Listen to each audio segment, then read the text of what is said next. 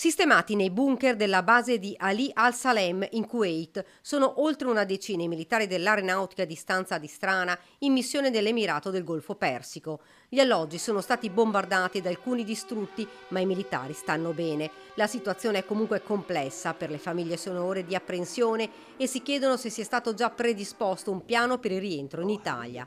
I militari in Kuwait dovrebbero essere 12, 10 tecnici e 2 piloti. Non solo, perché anche in Iraq e vicino al Kurdistan sarebbe stato lanciato un missile filo-iraniano vicino ad una base dove si trovano militari americani ed italiani. Nessuna persona risulta ferita, ma il clima è sempre più teso. Tutte le basi sono state messe in massima allerta, compresa quella di Strana. Nella notte un drone senza pilota ha colpito la base britannica a Crotiri, a Cipro, di fatto la prima base dell'Unione Europea, come ha ricordato il ministro Antonio Tajani durante l'audizione per l'informativa urgente alle commissioni congiunte di Camera e Senato. Come possono arrivare a Cipro, possono arrivare anche nel resto d'Europa. Cipro è parte dell'Unione Europea, non è un paese della NATO, ma è parte dell'Unione Europea. Come sono arrivati con i droni, potevano arrivare anche con una bomba. I militari italiani all'estero rimangono intanto nei bunker. Le basi sono il bersaglio dei missili e zone quindi considerate più a rischio.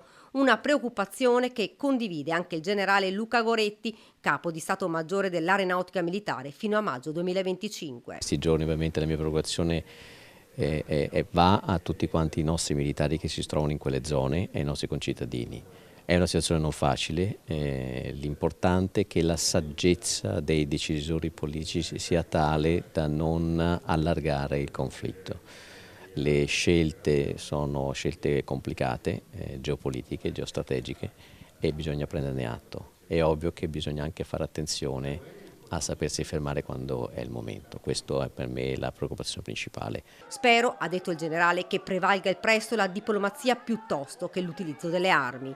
Il ruolo dell'Italia è importante. L'Italia sta dimostrando che ha un ruolo veramente importante nell'ambito dello scenario geopolitico mondiale, e sono convinto che farà la sua parte come lo ha sempre fatto. E l'attenzione e la credibilità che l'Italia ha sviluppato in questi ultimi anni è decisamente elevata, e sono convinto che faremo bene la nostra parte sia in ambito europeo che in ambito nazionale. Continuano intanto gli attacchi missilistici nei paesi del Golfo Persico, situazione che viene seguita e monitorata costantemente dallo Stato Maggiore della Difesa e dal Ministro della Difesa.